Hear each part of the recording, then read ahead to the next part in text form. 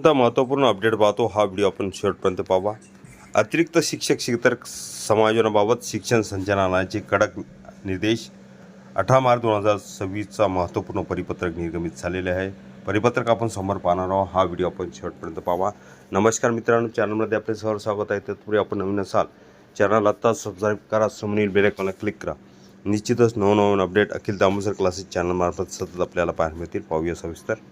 19 मार्च 2026 महाराष्ट्र शासनाच्या शिक्षण संचालनालयाने माध्यमिक उच्च माध्यमिक राज्यातील सर्व विभागीय शिक्षण उपसंचालक, जिल्हा परिषदांच्या शिक्षणाधिकारी, माध्यमिक प्राथमिक तसेच बृहन्मुंबईतील शिक्षण निरीक्षकांना अतिरिक्त शिक्षक व शिक्षकेतर कर्मचाऱ्यांच्या समायोजनाबाबत महत्त्वपूर्ण व तातडीचे निर्देश जारी केले आहेत.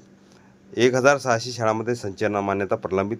सन 2025-26 या शैक्षणिक वर्षासाठी संच मान्यता प्रक्रियेत मोठ्या प्रमाणावर त्रुटी आढळून आल्या आहेत. शिक्षणाधिकारी, गट शिक्षण अधिकारी, केंद्रप्रमुख आणि शाळा स्तरावर आवश्यक माहिती जसे की विद्यार्थी संख्या, कार्यरत पदे, माध्यम, अनुदान प्रकार, वर्ग व शाखा योग्यरित्या नोंदवली न गेल्यामुळे सुमारे 1600 शाळांची संच मान्यता प्रलंबित राहिल्याचे स्पष्ट झाले आहे. तातडीचे समायोजन करण्याचे आदेश.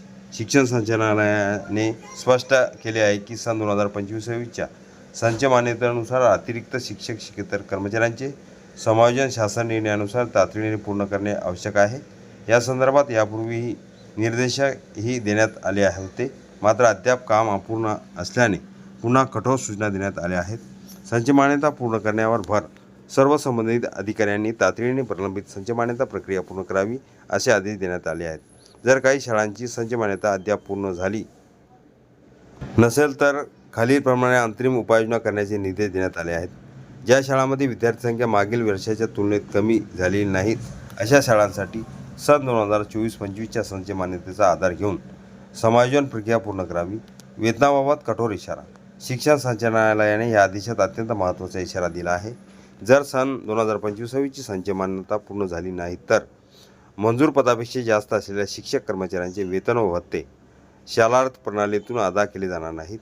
यामुळे संबंधित शाळा व कर्मचाऱ्यांवर आर्थिक परिणाम होण्याची शक्यता. प्रशासनात हालचाल अपेक्षित. डिजिटल स्वाक्षरीने जारी केलेल्या या आदेशानुसार शिक्षण संचालक, माध्यमिक उच्च माध्यमिक डॉक्टर महेश पालकर यांनी स्वाक्षरी केली आहे. या निर्देशामुळे राज्यातील शिक्षण प्रशासनात तातडीचा हालचाल होण्याची शक्यता असून प्रलंबित संच मान्यता आणि अतिरिक्त कर्मचाऱ्यांचा समायोजन प्रक्रियेला वेग येणार आहे. निष्कर्ष. राज्यातील शाळांमध्ये योग्य शिक्षक व कर्मचाऱ्यांचे प्रमाण राखण्यासाठी आणि आर्थिक शिस्त टिकवण्यासाठी शासनाने हा निर्णय घेतला आहे. त्यामुळे सर्व संबंधित अधिकाऱ्यांनी दिलेल्या मुदतीत काम पूर्ण करणे आवश्यक ठरणार आहे.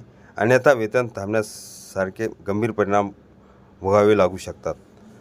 परिपत्रक पाहण्या अगोदर हा व्हिडिओ उपयोगी वाटला असेल लाईक, शेअर आणि अखिल दामोदर क्लासेस चॅनलला लगेच सबस्क्राईब करा. समायोजनाबाबत शिक्षण संचालकांचे तातडीचे आदेश. 18 मार्च 2026चं महत्त्वपूर्ण परिपत्रक थोडक्यात आपण स्पष्टीकरण बघितलेले आहे.